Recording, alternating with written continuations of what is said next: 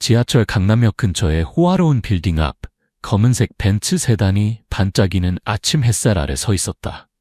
최도준 회장은 걸어 나와 차 문을 열려고 했다. 그 순간 맑고 날카로운 소년의 목소리가 공기를 가르며 울려 퍼졌다. 차에 타지 마세요.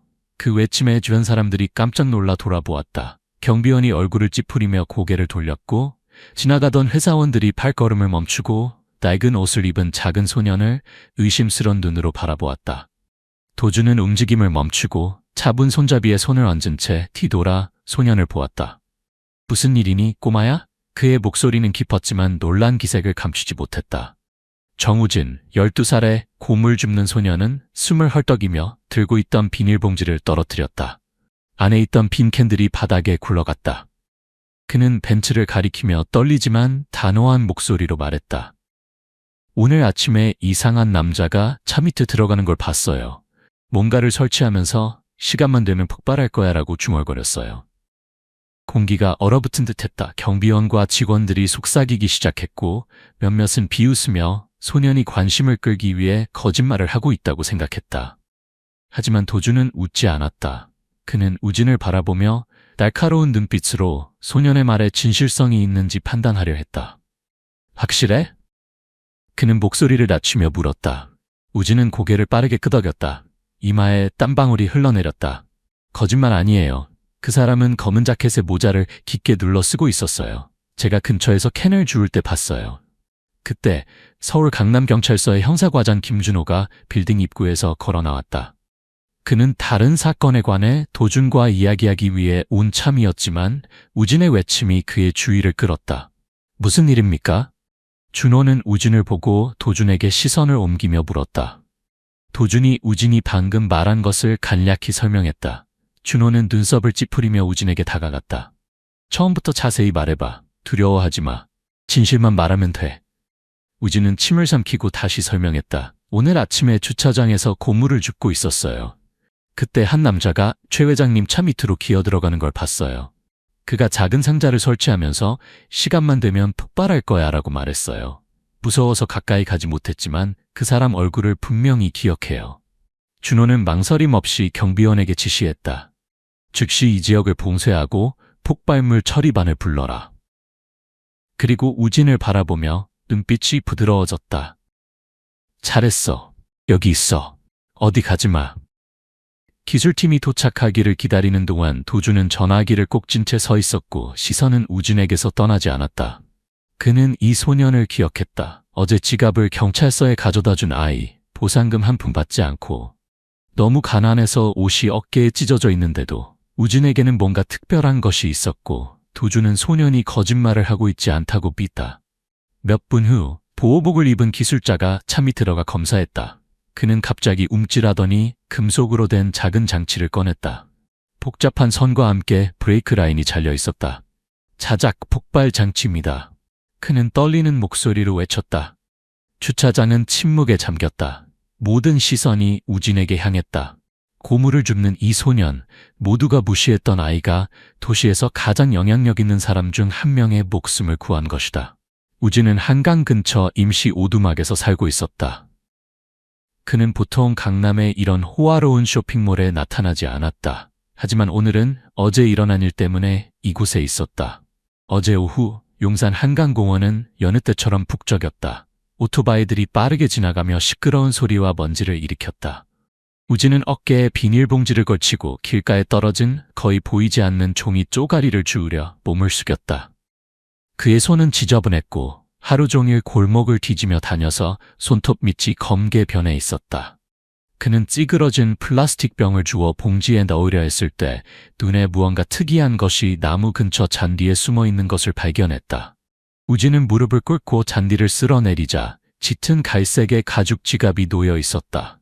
낡았지만 두툼했고 중요한 것들로 가득 찬 것 같았다. 그는 지갑을 들어 살펴보았다.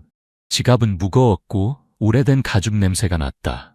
우진은 글을 읽을 줄 몰랐기 때문에 안에 명함이나 서류가 있어도 읽을 수 없었지만 이것이 자신의 것이 아니라는 것은 알고 있었다.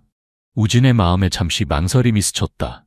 이 지갑을 팔면 새 슬리퍼를 살 수 있을 것이다. 닳아서 발가락이 드러난 낡은 슬리퍼를 대체할 수 있는, 아니면 적어도 따뜻한 식사를 할 수 있을 것이다. 식은 밥에 소금을 찍어 먹는 대신. 하지만 그때 홍할머니의 말씀이 그의 마음속에 울렸다. 가난해도 괜찮아. 하지만 마음까지 가난하게 살지 말거라. 우진은 입술을 깨물며 지갑을 꽉 쥐었다. 그는 일어서서 손을 셔츠에 닦고 몇 블록 떨어진 경찰서로 빠르게 걸어갔다. 경찰서는 거리 모퉁이에 있는 작은 건물이었다. 푸른색 간판은 이미 색이 바랬다. 우진은 문을 밀고 들어갔고 그의 다리는 이곳에 처음 와서 약간 떨렸다. 안에는 중년의 남자가 제복을 입고 책상 뒤에 앉아 있었다. 그의 눈은 컴퓨터 화면에 고정되어 있었다. 그는 준호 형사였고 이 지역에선 헌신적이면서도 엄격한 경찰관으로 알려져 있었다. 얇고 찢어진 셔츠를 입은 마른 소년을 보자 준호는 고개를 들었다. 무슨 일이니? 그의 목소리는 깊었다. 우진은 지갑을 책상 위에 올려놓고 준호 쪽으로 살짝 밀었다. 이걸 한강공원 근처에서 주웠어요. 누구 것인지 몰라서 맡겨요. 그의 목소리는 작았지만 또렷했고 시선은 피하지 않았다. 준호는 눈썹을 치켜 올리며 지갑을 열었다. 안에는 현금 다발, 몇 개의 은행카드, 그리고 신분증이 있었다. 그는 빠르게 훑어보고 우진을 쳐다보았다. 눈빛이 의심스러웠다. 주웠는데 안 가져갔어? 돈이 필요하지 않아? 우진은 고개를 저었다. 아니요, 제 것이 아닌 건 가져가지 않아요. 대답은 단순했지만 준호는 소년의 눈에서 진실을 느낄 수 있었다. 그는 고개를 끄덕이며 몇 줄을 수첩에 적고 물었다. 이름이 뭐니? 어디 살고 있어? 우진이에요. 한강 근처 임시 우두막에서 살아요. 고물을 주워서 하루하루 살고 있어요. 우진은 마치 그것이 일상적인 일인 것처럼 평온한 목소리로 대답했다. 준호는 그를 바라보았고 그의 눈빛이 부드러워졌다. 그는 많은 거리의 아이들을 만났지만 우진처럼 글을 읽지 못하고 가난한 상황에서도 정직함을 유지하는 아이는 드물었다. 준호는 지갑의 주인인 최도준에게 연락했다. 그는 서울의 유명한 사업가였다. 단 1시간 후 도준은 경찰서에 나타났다. 회의를 막 마쳤지만 그의 회색 양복은 여전히 단정했다. 우진을 보자 도준은 멈칫했다. 마치 지갑을 돌려준 사람이 곰을 줍는 소년일 거라고는 예상하지 못한 듯했다. 내가 내 지갑을 주었니? 도준이 따뜻한 목소리로 물었다. 우진은 고개를 끄덕이며 벽구석에 서서 여전히 비닐봉지를 꽉 쥐고 있었다. 도준은 지갑을 열어 빠르게 확인한 후 지폐 몇 장을 꺼내 우진에게 내밀었다. 고마워. 이걸 가져가서 뭐라도 사 먹어. 우진은 고개를 저으며 뒤로 물러섰다. 돈은 필요 없어요. 그냥 돌려드리고 싶었어요. 그는 잠시 망설이다가 덧붙였다. 하지만 물 한 병 있으면 주실래요? 이 말에 도준은 웃음을 터뜨렸지만 그의 눈빛에는 놀라움과 존경이 담겨 있었다. 옆에 서 있던 준호는 우진의 상황에 대해 간략히 설명했다. 고아이고 글을 읽지 못하며 고물을 주어 생계를 유지한다고. 도준은 듣고 있었고 그의 눈빛이 가라앉았다. 그 역시 어려운 어린 시절을 보냈기 때문에 가난이 어떻게 사람의 자존심을 짓밟을 수 있는지 잘 알고 있었다. 하지만 우진에게서 그는 뭔가 다른 것을 보았다. 가난에 물들지 않은 마음을. 너 한강공원 근처에서 고물 줍고 있지? 도준이 물었다. 우진은 고개를 끄덕였다. 도준은 미소를 지으며 말을 이었다. 우리 회사에는 플라스틱 병이랑 폐지가 많이 나와. 매일 와서 가져가도 돼. 내일 아침 9시에 회사로 오렴. 우진은 놀라서 자신의 귀를 믿을 수 없었다. 그는 더듬거리며 감사 인사를 하고 경찰서를 나섰다. 마음은 가벼웠지만 혼란스러웠다. 이 초대가 자신을 더 큰 전환점으로 이끌 것이라고는 전혀 상상하지 못했다. 위험한 발견. 이른 아침 햇살이 서울 강남의 롯데타워 빌딩의 유리창에 반사되어 도로 위에 반짝이는 빛을 만들어냈다. 우진은 도준이 말한 대로 정확히 9시에 도착했다. 그는 어깨에 낡은 비닐봉지를 메고 닳아진 슬리퍼가 콘크리트 바닥에서 퍼벅퍼벅 소리를 냈다. 이 쇼핑몰은 우진에게 마치 다른 세계 같았다. 반짝이는 차들이 드나들고 사람들은 멋진 옷을 입고 다녔으며 아무도 그와 같은 고물 줍는 소년에게 관심을 기울이지 않았다. 우진은 일을 시작했다. 조용히 주차장 주변에 버려진 맥주캔과 플라스틱 병들을 주웠다. 그는 조심스럽게 분류해서 봉지에 담았고 가끔 고개를 들어 지나가는 사람들을 관찰했다. 주차장은 넓었고 주 건물 뒤에 위치해 있었으며 고급 차들로 가득했다. 우진은 경비원들에게 쫓겨날까봐 너무 가까이 가지 않았다. 차 밑에서 굴러다니는 맥주캔을 줍기 위해 몸을 숙이고 있을 때 우진은 부드러운 발소리를 들었다. 그는 고개를 들어 검은 자켓을 입고 모자를 깊이 눌러쓴 남자가 검은색 벤츠 근처를 서성이는 것을 보았다. 이 차는 우진이 바로 알아볼 수 있었다. 어제 경찰서에서 봤던 도준의 차와 똑같았다. 그 남자는 주위를 둘러본 후 갑자기 무릎을 꿇고 차 밑으로 기어들어갔다.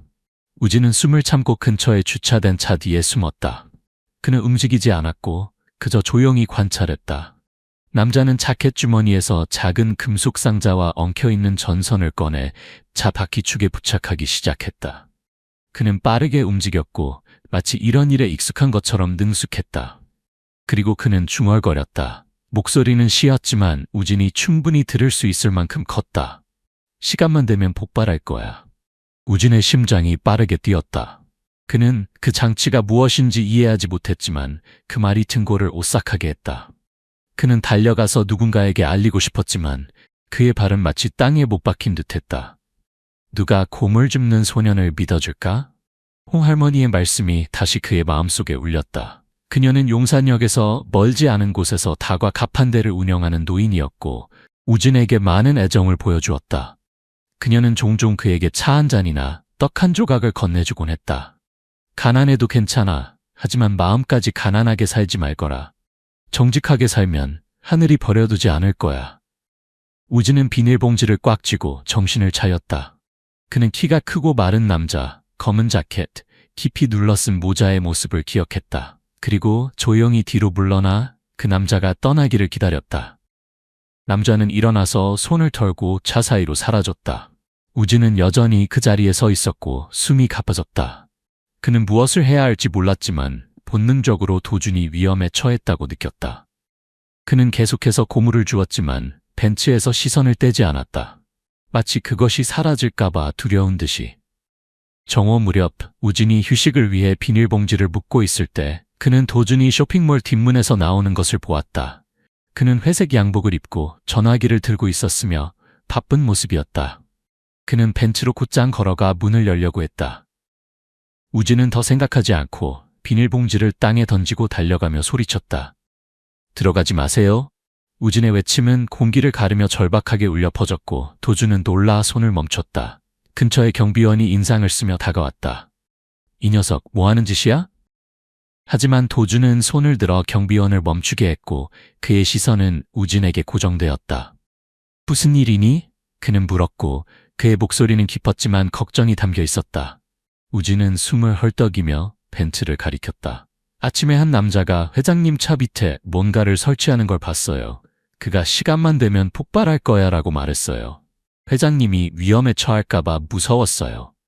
그는 말했고 그의 목소리는 떨렸지만 단호했다. 마치 지금 말하지 않으면 모든 것이 너무 늦을 것 같은 느낌이었다. 경비원과 근처 직원들이 수군거렸고 의심스러운 눈초리를 보냈다. 그 꼬마가 관심을 끌려고 거짓말하는 거야. 누군가 속삭였다. 하지만 도준은 서둘러 결론을 내리지 않았다. 그는 우진을 바라보며 어제 지갑을 돌려준 소년을 기억했다. 확실해? 그는 진지한 목소리로 다시 물었다. 우진은 강하게 고개를 끄덕였고 볼에 땀이 흘러내렸다. 거짓말 아니에요. 그는 검은 자켓을 입고 야구 모자를 썼어요. 분명히 봤어요. 그때 주차장 입구에서 익숙한 모습이 나타났다. 형사 준호가 경찰 제복을 입고 다가왔다. 그의 눈썹은 단단히 찌푸려져 있었다. 그는 도준과 다른 사건에 대해 이야기하기 위해 왔지만 우진의 외침이 그의 관심을 끌었다. 무슨 일입니까? 준호가 물었다.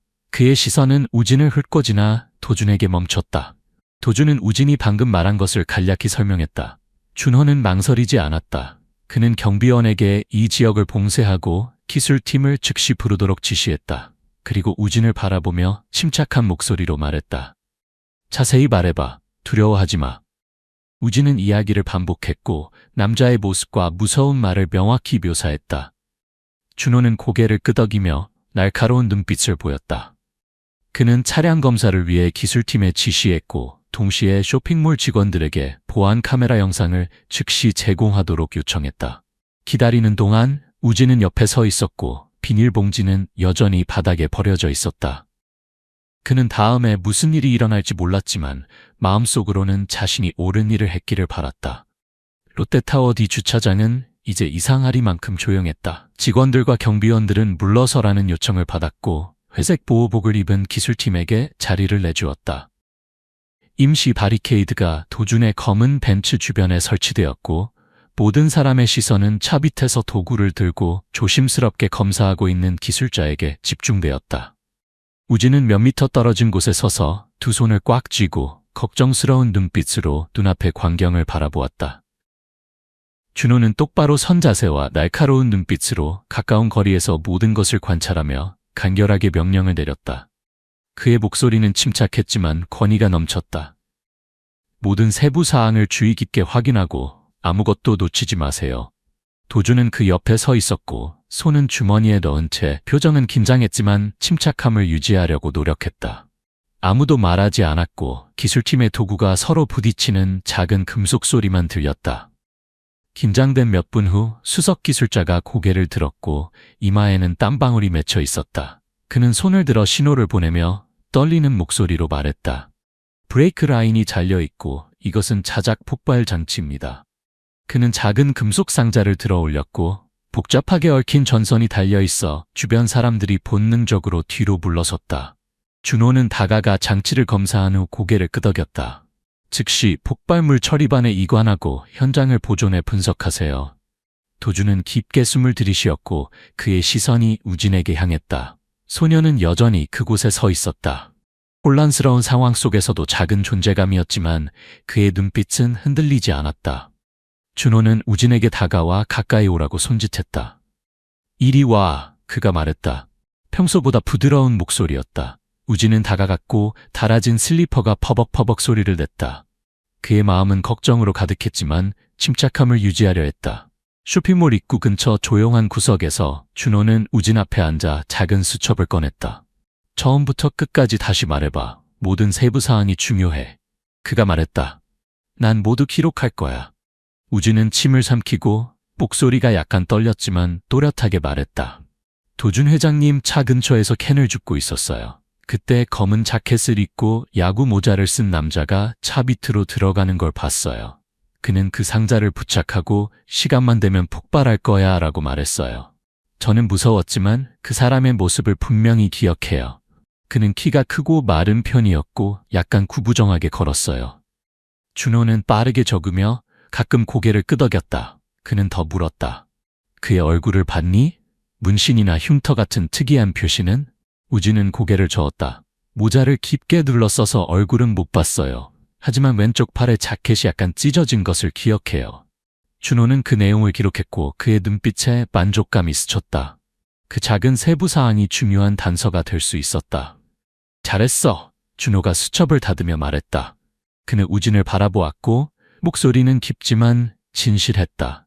모두가 이런 상황에서 목소리를 내는 용기를 갖지는 않아. 특히 내 나이에. 우진은 입술을 깨물며 어떻게 대답해야 할지 몰랐다. 그는 단지 진실을 말했다는 것에 안도감을 느꼈지만 여전히 자신이 문제에 휘말릴까봐 걱정했다. 준호는 일어서서 도준에게 향했고 그는 그때 보안 요원과 이야기하고 있었다. 도준 씨, 이 일이 간단하지 않습니다. 자작 폭발 장치와 잘린 브레이크 라인. 이건 의도적인 행동입니다. 당신의 일정과 차를 아는 사람만이 이렇게 할 수 있었을 겁니다. 준호가 말했고 그의 목소리는 낮았다. 도준은 고개를 끄덕였고 그의 눈빛은 생각에 잠겼다. 이 소년, 그가 내 목숨을 구했어. 준호는 주차장 주변의 모든 보안 카메라 영상을 확인하도록 보안팀에 지시했다. 그는 이른 아침부터 모든 각도의 영상을 추출하도록 요청했고 특히 벤츠 근처 지역에 집중하라고 했다. 키가 크고 마른 검은 자켓을 입고 야구 모자를 쓴 남자를 찾으라고 우진의 묘사에 기반해 강조했다. 그는 또한 수상한 사람이 돌아올 경우를 대비해 지역 감시를 위해 인원을 배치했다. 우진에게 돌아와 준호는 그의 어깨에 손을 얹고 진지하게 말했다. 넌 중요한 목격자야. 이제부터 수상한 사람이나 이상한 일을 발견하면 즉시 나에게 알려. 하지만 혼자 행동하지 마. 위험할 수 있어. 우진은 고개를 끄덕였고 그의 눈빛은 단호했다. 알겠어요. 준호는 그에게 전화번호가 적힌 작은 종이를 주었다. 언제든지 전화해. 그리고 걱정 마. 난 널 보호할 거야. 우진은 조심스럽게 종이를 받아 셔츠 주머니에 넣었다. 그것은 처음으로 우진이 어른으로부터 동정이 아닌 존중을 느낀 순간이었다. 준호는 그를 바라보고 잠시 미소를 지었다. 그는 우진이 어제 지갑을 돌려준 행동과 지금의 용기를 기억했다. 이 소녀는 평범하지 않았다. 그는 기술팀이 현장을 정리하는 동안 생각했고 준호는 조사 계획을 구상하기 시작했다. 그는 이 사건이 도준과 가까운 사람들과 관련이 있다고 의심했다. 오직 그들만이 정확한 일정과 차량 번호판을 알 수 있었기 때문이다. 하지만 그는 이 생각을 자신만 알고 있었고 아직 공유하지 않았다. 우진에게는 계속 내 일을 해. 하지만 조심해. 난 이 사건을 추적할 거야 라고만 말했다. 우진은 고개를 끄덕이고 비닐봉지를 들어 고물 수집 작업으로 돌아갈 준비를 했다. 하지만 그의 마음속에서는 익숙한 고물 줍는 생활보다 훨씬 더 큰 이야기에 발을 들인 것 같은 이상한 느낌이 커지고 있었다. 롯데타워 쇼핑몰의 긴장된 분위기는 기술팀이 떠난 후에도 여전했다. 주차장은 이제 입구에 2명의 보안 요원이 서서 계속해서 주변을 살피며 엄격하게 경비되고 있었다. 우진은 보조 출입구 근처에 플라스틱 벤치에 앉아 있었고 비닐봉지는 발밑에 놓여 있었으며 마음은 불안했다. 그는 방금 준호에게 모든 것을 설명했고 이제는 기다릴 수밖에 없었다. 그는 무슨 일이 일어나고 있는지 정확히 이해하지 못했지만 준호의 심각한 눈빛에서 상황의 심각성을 느낄 수 있었다. 갑자기 흰색 세단 한 대가 주 입구 앞에 멈춰섰다. 차 문이 열리고 한 여성이 나왔다. 붉은 실크 드레스와 큰 선글라스를 착용한 그녀는 우아한 모습이었다. 그녀는 하이힐을 신고 발걸음은 급했으며 물결치는 머리카락은 세심하게 스타일링되어 있었다. 그녀는 서지민, 도준의 아내로 서울 비즈니스 세계에서 강력한 남편 옆에 야심찬 여성으로 알려져 있었다. 그녀는 주차장 구역으로 들어와 마치 무언가를 찾는 듯 주변을 둘러보았다. 도준, 무슨 일이야? 지민은 입구 근처에 서 있는 도준을 보자 크게 불렀다. 그녀의 목소리는 걱정스러웠지만 약간의 조급함도 있었다. 도준은 뒤돌아보았고 그의 눈빛에는 잠시 놀라움이 스쳤다. 지민, 왜 여기 왔어? 그는 물었고 그의 목소리는 깊었지만 긴장을 감추지 못했다. 지민은 다가와 남편의 어깨에 손을 얹었고 그녀의 눈빛은 걱정으로 가득했다. 직원이 전화해서 당신 차에 무슨 문제가 있다고 했어. 너무 걱정돼서 바로 왔어. 하지만 그녀가 우진을 힐끗 보았을 때 그녀의 눈빛이 갑자기 차가워졌다. 우진은 왜인지 이해하지 못했지만 등을 타고 흐르는 차가운 기운을 느꼈다. 그는 그녀의 시선을 피하기 위해 고개를 숙였다. 준호는 몇 걸음 떨어진 곳에서 처음부터 끝까지 지민을 관찰했다. 그는 다가와 차분한 목소리로 말했다. 지민 씨, 맞죠? 저는 준호 형사입니다. 이 사건을 맡고 있어요. 마침 잘 오셨네요. 몇 가지 질문이 있습니다. 지민은 고개를 끄덕였지만 그녀의 입술에 머문 미소는 어색해 보였다. 물론이죠, 형사님. 하지만 경찰이 개입할 만큼 심각한 일인가요? 준호는 바로 대답하지 않았다. 그는 우진에게 손짓하며 말했다. 본 것을 지민 씨에게 말해주겠니? 우진은 망설였다. 그는 지민의 날카로운 시선을 느꼈지만 준호의 말을 기억하고 깊게 숨을 들이쉰 후 또렷하게 말했다. 오늘 아침에 검은 자켓을 입고 모자를 쓴 남자가 도준 회장님 차 밑에 상자를 설치하는 걸 봤어요. 그는 그것이 폭발할 거라고 말했어요. 저는 도준 회장님이 차에 타려 할 때 소리쳤어요. 지민은 이야기를 듣고 나서 눈빛이 잠시 공포로 가득 찼지만 빠르게 침착함을 되찾았다. 그녀는 냉소적으로 웃으며 말했다. 고물 줍는 아이가 폭발장치에 대해 뭘 알아? 아마 관심을 끌려고 지어낸 이야기겠지. 아니면 일부러 거짓말을 하는 건가? 그녀는 도준에게 돌아서서 계속했다. 이런 쓸데없는 일에 시간 낭비하지 마세요. 아마 오해일 뿐이에요. 우진은 얼굴이 붉어졌고 셔츠 끝을 꽉 쥐었다. 그는 반박하고 싶었지만 말이 목에 걸린 듯했다. 그는 지민이 맞을까봐 두려웠다. 누가 그처럼 가난한 소년을 믿어줄까? 하지만 준호는 지민이 우위를 점하도록 놔두지 않았다. 그는 앞으로 걸어나가 차가운 목소리로 말했다. 지민 씨, 기술팀이 자작 폭발 장치와 절단된 브레이크 라인을 확인했습니다. 이건 장난이 아닙니다. 이 소녀는 목격자이고 그의 진술은 증거와 일치합니다. 지민은 굳어졌고 그녀의 입술에서 미소가 사라졌다. 그녀는 도준을 힐끗 보고 준호에게 돌아섰다. 목소리가 약간 높아졌다. 형사님 무슨 뜻이에요? 설마 제가 이 일과 관련이 있다고 의심하시는 건가요? 준호는 직접 대답하지 않고 말했다. 몇 가지 정보를 확인해야 합니다. 지민 씨, 오늘 아침에 어디 계셨고 등록되지 않은 전화번호로 누구와 연락하셨나요? 준호의 질문에 지민은 당황했다. 그녀는 더듬거리며 말했다. 전 집에서 회사 일을 처리하고 있었어요. 전화는 공식 번호만 사용했어요. 어떻게 등록되지 않은 번호가 있을 수 있죠. 하지만 준호는 이미 조사팀으로부터 빠르게 보고서를 확인했고 그는 지민과 연결된 선불 전화번호가 전과자와 연락했다는 정보를 받았다. 그는 아직 공개하지 않고 그저 수첩에 적었을 뿐이었다. 그의 눈빛은 날카로웠다. 도준은 처음부터 계속 듣고만 있다가 이제 의심스러운 목소리로 말했다. 지민, 당신은 오늘 내 일정과 차 번호판을 알고 있었어. 만약 누군가가 나를 노렸다면 가까운 사람만이 그런 정보를 알 수 있었을 거야. 그의 말은 칼날 같았다. 지민은 창백해졌고 서둘러 반박했다. 당신 그게 무슨 말이에요? 나를 의심하는 거예요? 난 당신 아내라고요. 공기가 답답해졌다. 우진은 그곳에 서서 어른들의 갈등 속에서 자신이 불필요하다고 느꼈다. 하지만 도준의 눈빛이 그를 스칠 때 그곳에는 비난이 없었다. 대신 그는 준호에게 말했다. 형사님, 이 일이 분명히 밝혀지길 원합니다. 이 소년이 내 목숨을 구했고 나는 그를 믿습니다. 준호는 고개를 끄덕이고 지민에게 돌아섰다. 지민 씨, 우리는 계속 조사할 겁니다. 협조하시는 게 좋을 겁니다. 모든 것이 곧 밝혀질 테니까요. 지민은 대답하지 않았고 단지 핸드백을 꽉 쥐었을 뿐이다. 그녀의 눈빛은 피했다. 그녀는 돌아서서 흰색 세단을 향해 빠르게 걸어갔지만 그녀의 발걸음은 도착했을 때처럼 자신감 있어 보이지 않았다. 지민이 떠난 후 도준은 우진을 바라보며 부드러운 목소리로 말했다. 두려워하지 마. 넌 어떤 문제에도 휘말리지 않을 거야. 우진은 고개를 끄덕였지만 그의 마음은 여전히 무거웠다. 그는 지민이 누구인지 몰랐지만 그녀의 눈빛이 그를 불안하게 만들었다. 준호는 떠나기 전에 조사팀에게 지시하고 우진의 어깨를 가볍게 두드렸다. 잘했어. 이제 쉬러 가. 하지만 내 말 기억해. 조심해. 우진은 비닐봉지를 들고 주차장을 나섰다.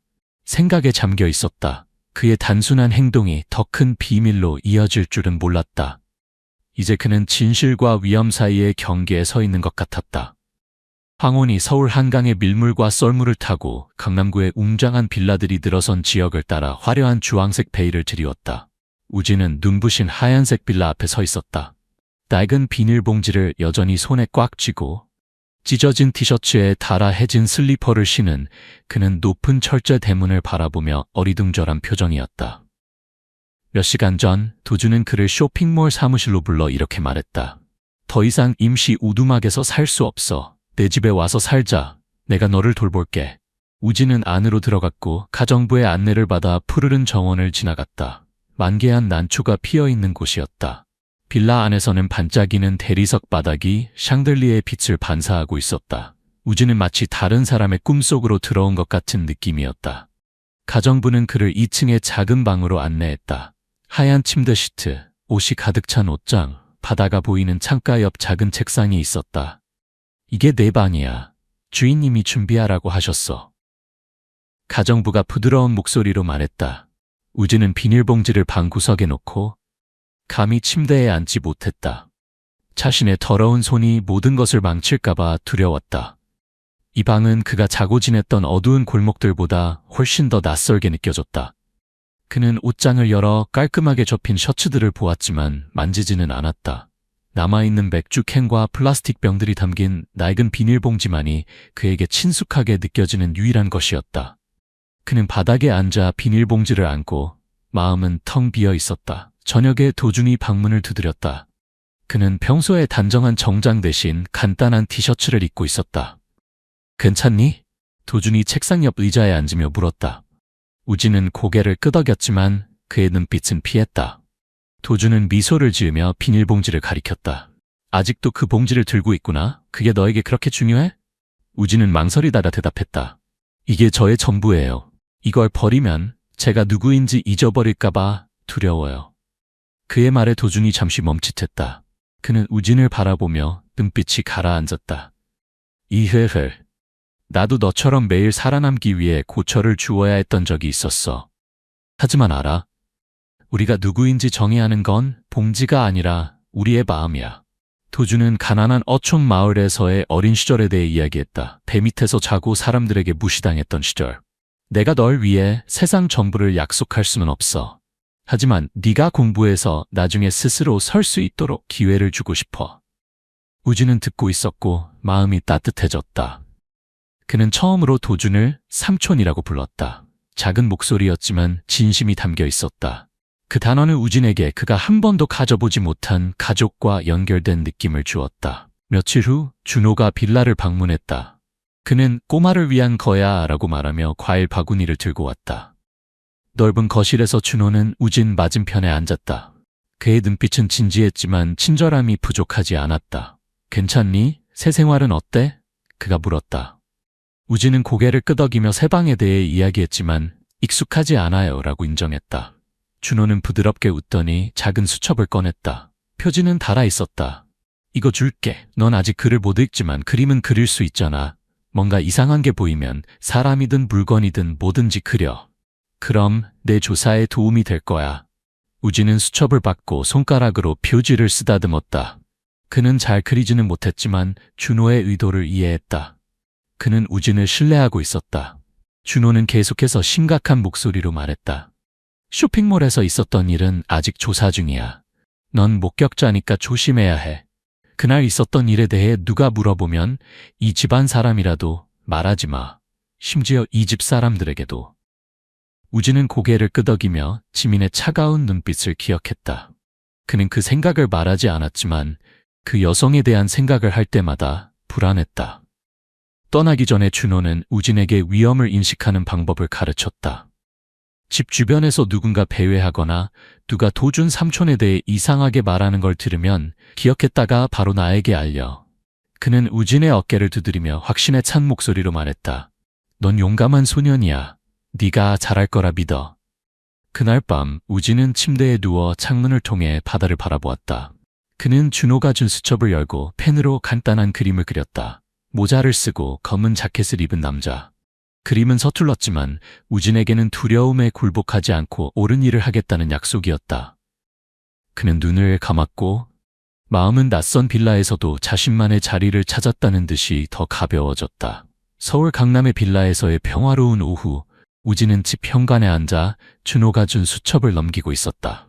모자를 쓰고 검은 자켓을 입은 남자의 서툰 그림들, SUV 자동차, 이것들은 그가 본 것을 기록하는 방식이었다.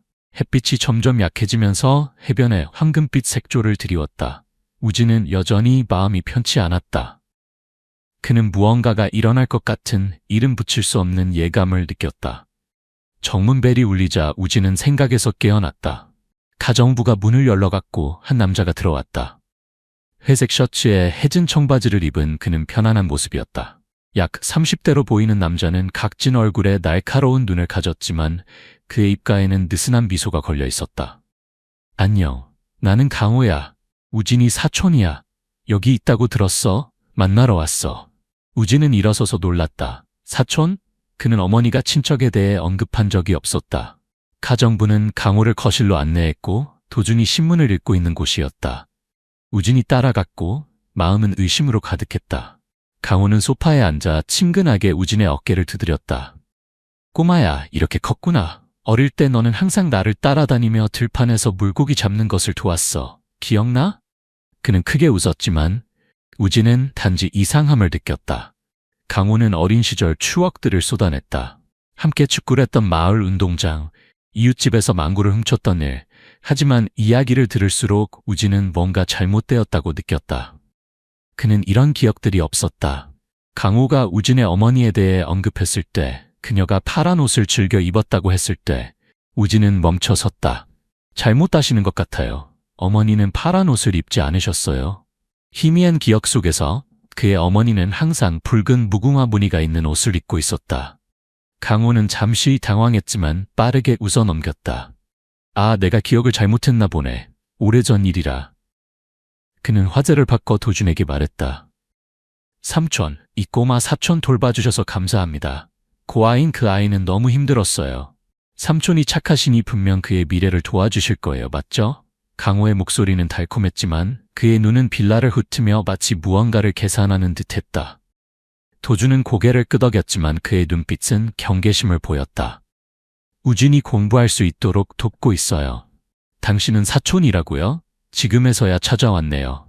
강호는 느슨하게 대답했다. 사업으로 바빴어요. 최근에 그 꼬마가 여기 있다는 소식을 들었어요. 우진은 조용히 앉아 있었지만 그의 손은 수첩을 꽉 쥐고 있었다. 그는 강호를 믿지 않았지만 어떻게 해야 할지 몰랐다. 그날 저녁 도준이 침실로 올라간 후 강호는 우진을 정원 구석으로 끌어당겼다. 그의 목소리는 낮아졌다. 이봐 꼬마야, 들어봐. 도준은 엄청난 부자야. 여기 있는 건 천재일우의 기회야. 그에게 재산 일부를 너한테 나눠주도록 설득해. 그러면 우리가 함께 나눠 갖자. 그렇게 안 하면 난 모두에게 네 어머니의 비밀을 말할 거야. 그녀가 마을에서 도둑질하다 쫓겨났다는 걸. 그의 눈이 가늘어졌고 위협적인 어조였다. 우진은 떨었다. 분노 때문이지 두려움 때문이 아니었다. 그의 어머니는 희미한 기억 속에서도 항상 다정하고 부드러웠다. 그녀가 나쁜 사람일 리 없었다. 거짓말이에요. 저는 그런 짓 안 해요. 저는 부자가 되고 싶지 않아요. 머리를 숙이고 부끄러움을 느끼면서요. 우진이 강하게 말했다. 강호는 미간을 찌푸리며 더 말하려 했지만 우진은 이미 집으로 뛰어들어가 버렸다. 다음 날 아침 우진은 준호가 들렀을 때 이 일을 모두 이야기했다. 준호는 경청하며 주의 깊게 기록했다.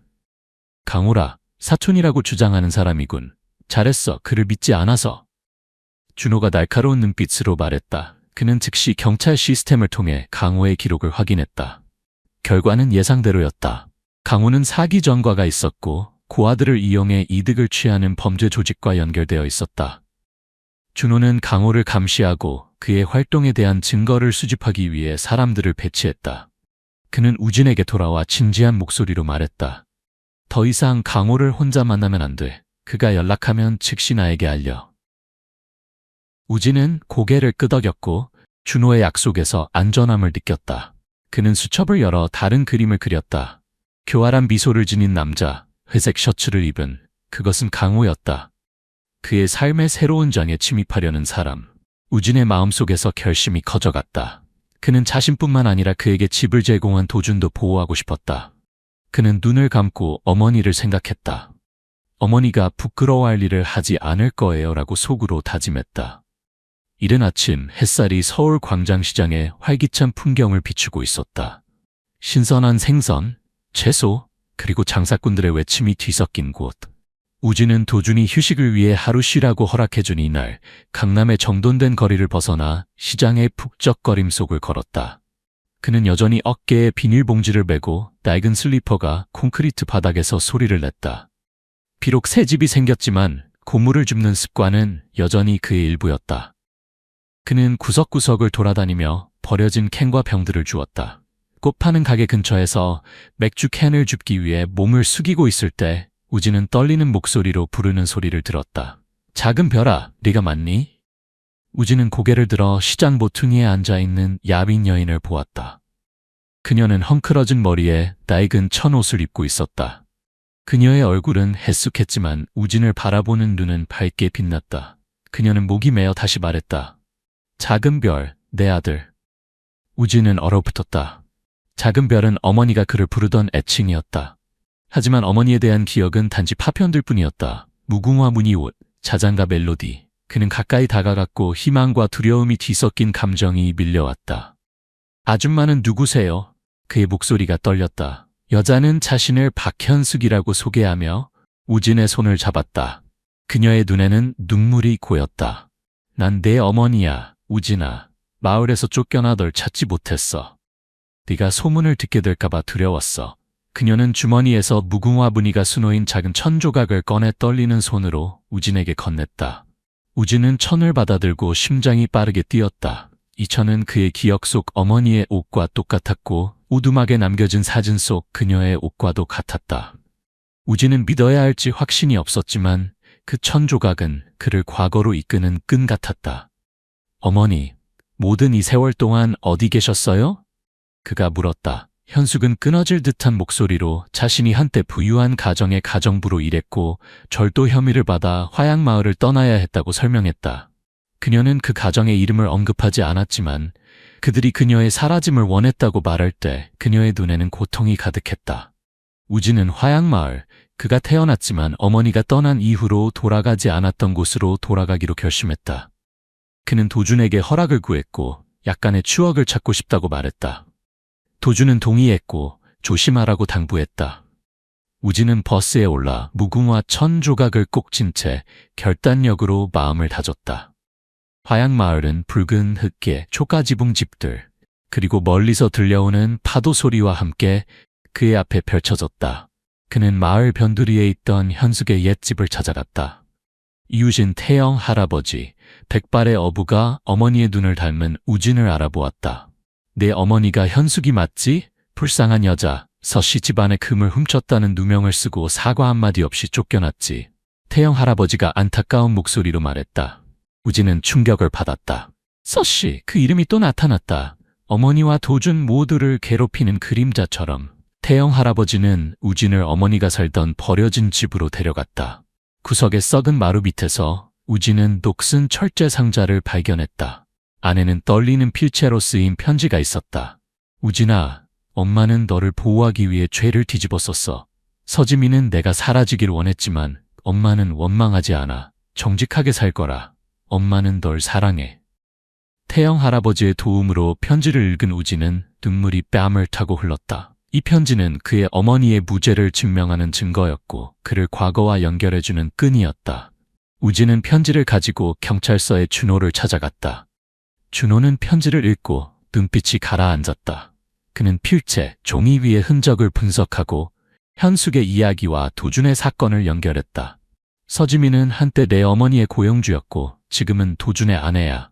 그녀는 우리가 생각했던 것보다 더 큰 동기가 있을지도 몰라. 준호가 진지한 목소리로 말했다. 그는 우진에게 편지를 안전하게 보관하라고 하며 이 연결 고리에 대해 더 깊이 조사하겠다고 약속했다. 우진은 빌라로 돌아왔다. 그의 마음은 무거웠지만 동시에 가벼워진 느낌이었다.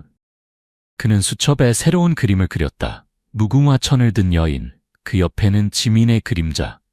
그는 이제 어머니를 찾는 여정이 단지 과거를 되찾는 것이 아니라 사랑하는 사람들을 보호하기 위해 진실을 찾는 것임을 깨달았다. 그날 밤 우진은 무궁화천 조각을 꽉 쥐고 속삭였다. 어머니, 제가 어머니를 자랑스럽게 해드릴게요. 초겨울 아침 서울의 공기는 차가웠고 한강을 따라 부는 바람은 서리를 몰고 왔다. 경찰서의 작은 회의실에서 준호는 책상 앞에 앉아 두꺼운 서류철을 펼쳤다. 그의 맞은편에는 지민이 고개를 숙이고 앉아 있었다. 그녀의 얼굴은 창백했고 평소의 우아함은 찾아볼 수 없었다.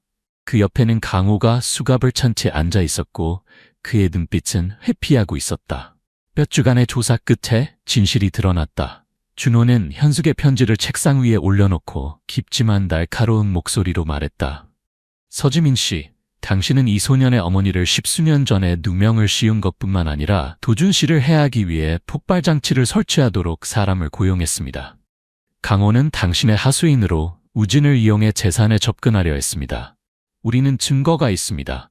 영상 녹화, 문자 메시지, 그리고 공범의 증언.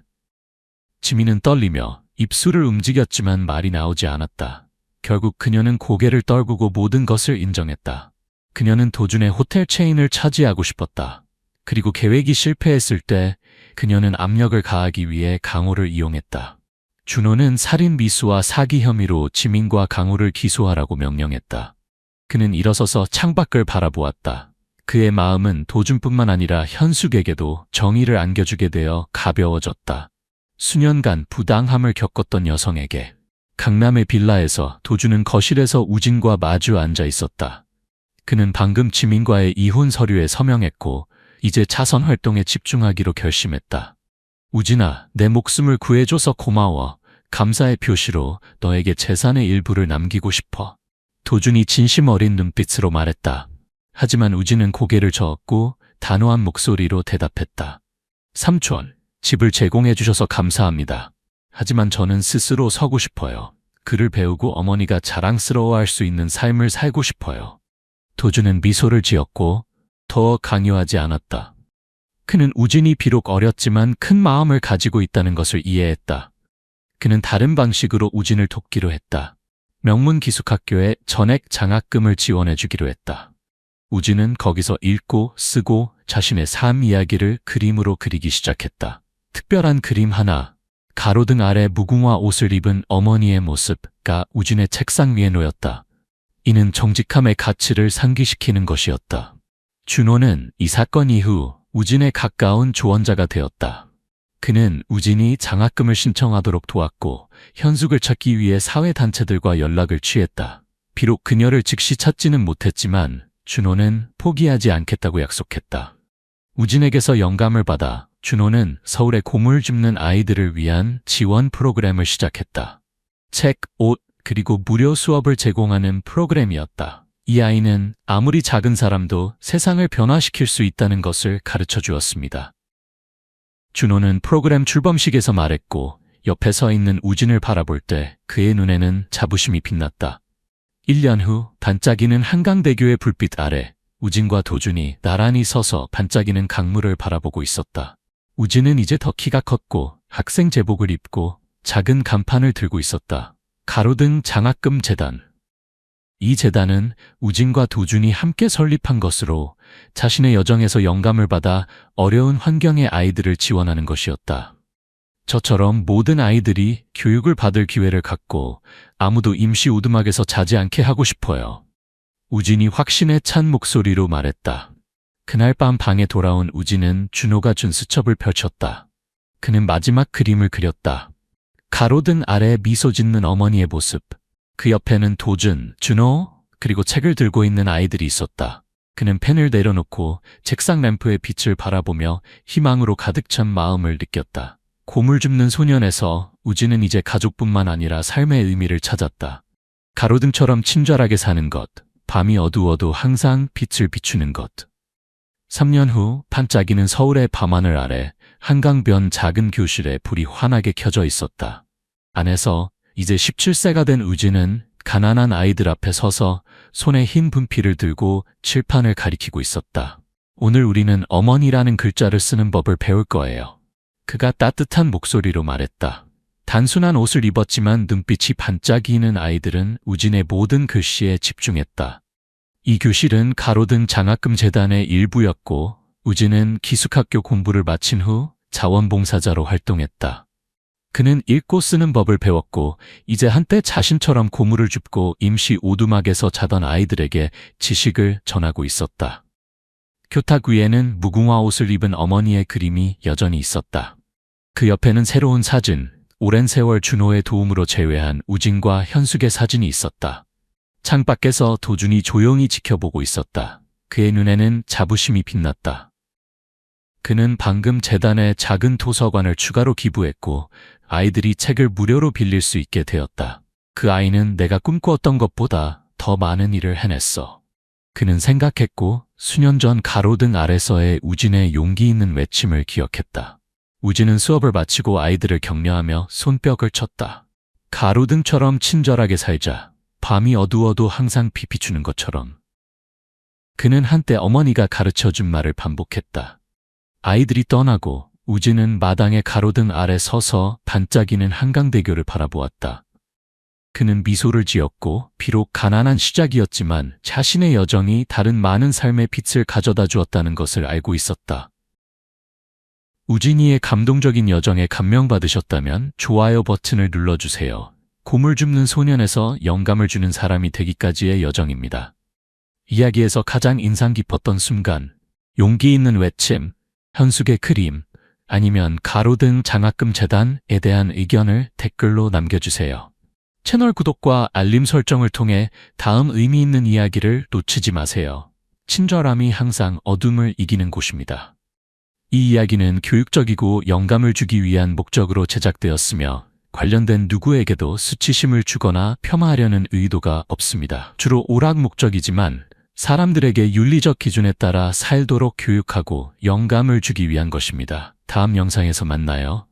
이 이야기는 원래 베트남 이야기를 한국적 배경으로 각색한 것입니다. 저는 원작의 핵심 메시지인 정직함, 용기, 그리고 선함이 어떤 문화적 배경에서도 보편적인 가치라고 생각합니다. 고물을 줍는 우진이라는 소년의 여정은 우리에게 작은 친절한 행동이 얼마나 큰 영향을 미칠 수 있는지 상기시켜줍니다. 서울의 번화한 거리에서 강남의 호화로운 빌라까지, 이 이야기는 삶의 모든 계층을 탐색하며 진정한 부는 재산이 아닌 정직한 마음에서 온다는 것을 보여줍니다. 홍할머니의 말씀처럼 가난해도 괜찮아. 하지만 마음까지 가난하게 살지 말거라. 이 각색 버전에서 저는 한국의 문화적 요소들, 한강, 서울의 번화한 거리, 전통적인 시장, 그리고 가족에 대한 강한 유대감을 통합하려고 노력했습니다. 하지만 이야기의 심장은 동일하게 유지했습니다. 사회적 배경이나 교육에 관계없이 모든 개인은 세상을 바꿀 수 있는 힘을 가지고 있다는 믿음. 많은 독자들이 우진의 여정에서 자신을 발견하길 바랍니다. 어려움에 맞서는 용기, 진실을 위해 서는 의지, 그리고 다른 사람들의 삶을 밝히기 위한 열망에서 결국 우리 모두는 우리 자신의 방식으로 가로등이 될 수 있으며, 그것이 이 이야기가 가르치는 가장 중요한 교훈입니다. 이 이야기를 쓰면서 저는 단순한 오락을 넘어 독자들의 마음에 울림을 주는 이야기를 만들고자 했습니다. 우진의 캐릭터는 취약하지만 강인하고, 교육받지 못했지만 지혜롭고, 가난하지만 정신적으로 부유합니다. 그의 여정은 우리 모두에게 어려움 속에서도 도덕적 나침반을 유지하는 것의 중요성을 상기시킵니다. 이야기의 구조에서 저는 독자들이 계속 읽게 만들기 위해 여러 극적인 순간들을 배치했습니다. 차에 설치된 폭발장치의 발견, 가짜 사촌의 등장, 그리고 잃어버린 어머니와의 재회. 이러한 전환점들은 우진의 성장을 보여주고, 그가 단순한 생존을 넘어 자신의 운명을 형성하는 주체가 되어가는 과정을 보여줍니다. 한국적 환경에서 이야기를 각색하며 저는 한국 사회의 특정 측면들, 계층 간 긴장, 교육의 가치, 가족의 중요성을 강조하려고 노력했습니다. 서울에 대비되는 배경들, 강남의 호화로운 쇼핑몰에서 한강변 임시 오두막까지는 우진이 두 세계 사이를 항해하는 모습을 보여줍니다. 마지막으로 이야기의 가로등 은유는 우리 모두가 자신의 삶에서 타인을 위한 빛의 원천이 될 수 있음을 나타냅니다. 우진처럼 우리도 어려움에 처한 다른 이들에게 희망과 안내를 제공할 수 있습니다. 저는 이 이야기가 단지 읽혀지는 것을 넘어 독자들이 자신의 가로등 순간들, 자신의 편안함을 넘어 올바른 일을 위해 선 시간들을 반영하도록 영감을 주었으면 합니다. 그리고 아마도 우리 모두가 조금 더 우진처럼 되는 방향으로 영감을 얻을 수 있기를 바랍니다. 용기 있고 관대하며 삶의 어두운 구석에 빛을 가져다 주기로 결심한, 감사합니다.